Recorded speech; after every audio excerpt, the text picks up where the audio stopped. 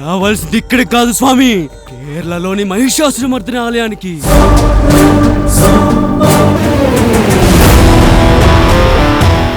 1000 ఇంకా 500 rupees notes వల్ల అందరూ చాలా ఇబ్బందులు పడుతున్న రోజులివి. 20 రూపీస్ నుంచి ఎంటర్టైన్ ని అందిస్తాం, ఆ మాత్రం చిల్లర మనవారి దగ్గర ఉంటుంది అని భావిస్తున్నాం.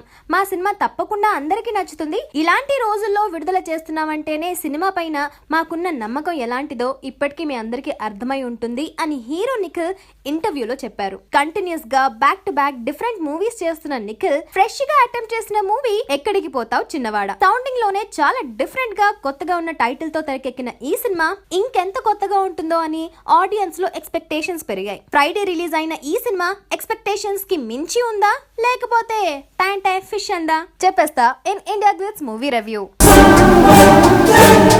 ఎవరికి తెలుసు ఎప్పుడు చచ్చిపోతాము. స్టోరీ విషయానికి వస్తే అర్జున్ అంటే మన హీరో నిఖిల్ వెనకాల 4 అమ్మాయిలు పడతారు. ఆ 4 అమ్మాయిలకి ఉన్న కనెక్షన్ ఏంటి, అసలు ఏ సందర్భాల్లో వాళ్ళు వెనక పడతారు, దాని వల్ల ఏమవుతుంది అనేది ఎక్కడికి పోతావు చిన్నవాడ స్టోరీ లైన్.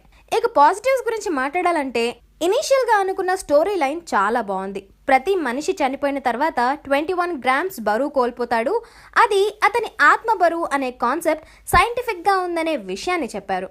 కేరళలోని మహిషాసురమర్దిని గుడిని చాలా చక్కగా చూపించారు. లొకేషన్స్ అన్ని చాలా గ్రీనరీగా కొత్తగా అనిపించాయి. అరకు అందాల్ని కూడా చాలా అందంగా తెరపైన చూపించారు. ఓవరాల్గా కెమెరా వర్క్ చాలా బాగుంది. నిఖిల్ తన క్యారెక్టర్లో చక్కగా యాక్ట్ చేశాడు. సినిమాకు అతని యాక్టింగ్లో మెరుగు కనిపిస్తూనే ఉంది. హెబ్బా పటేల్ అందాలను దాచుకునే ప్రయత్నం చేయలేదు. మోడ్రన్ ట్రెండీ అమ్మాయిగా చాలా బాగా చేసింది. రాశిపురం అనే తమిళనాడులోని ఓ ఊరికి చెందిన అమ్మాయిగా అక్కడి పద్ధతులను వ్యక్తీకరించే చీరకట్టుతో నందితా శ్వేత మెప్పించింది. అందమైన కళ్ళున్న అమ్మాయిగా అవికా గౌర్ యాక్టింగ్ ఇందులో స్పెషల్. అబ్బూరి రవి రాసిన మాటలు అక్కడక్కడ కదిలించాయి, కొన్ని నవ్వించాయి.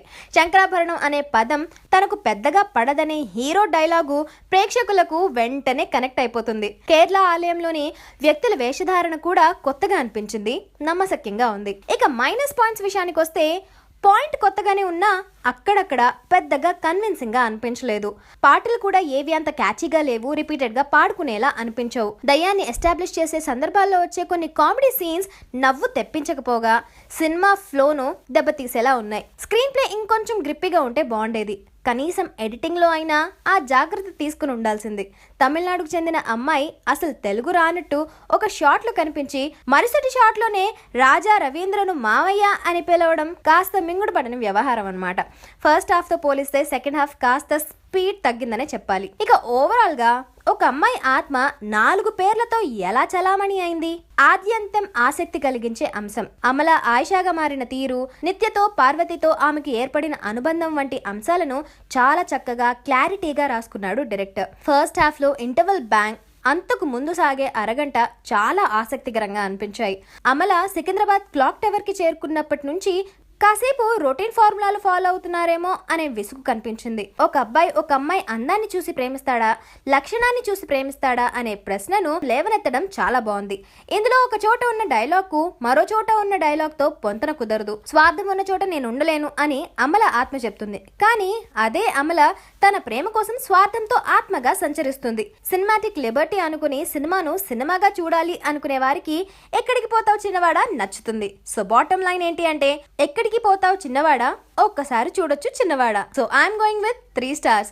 మీరు ఈ సినిమా చూసినట్టయితే మీరు ఎన్ని స్టార్స్ ఇస్తారు అనేది కింద కామెంట్ బాక్స్ లో పోస్ట్ చేసేయండి. Thank you so much for watching and please subscribe. Hi, this is Tamanna. To watch more videos of India Glitz YouTube channel, please subscribe to IG Telugu.